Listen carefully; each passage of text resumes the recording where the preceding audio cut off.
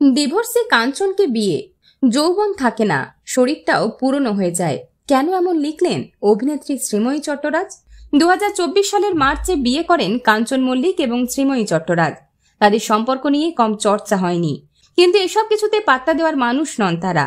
সম্প্রতি ঋতুপর্ণা সেনগুপ্তের ছবি পুরাতনের trailer launch ইভেন্টে কাঞ্চনের হাত ধরে হাজির হয়েছিলেন শ্রীময়ী চট্টরাজ।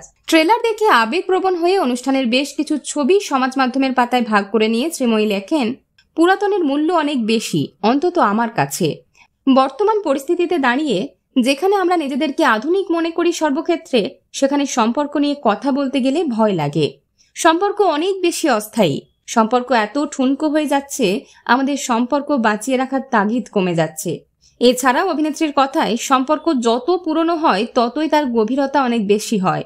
একে অপরকে আঁকড়ে ধরে বাঁচার তাগিদ অনেক বেশি হয়। তখন হয়তো রূপ যৌবন কিছুই থাকে না, শরীরটাও পুরনো হয়ে যায়, কিন্তু সম্পর্কটা কখনো পুরনো হয় না।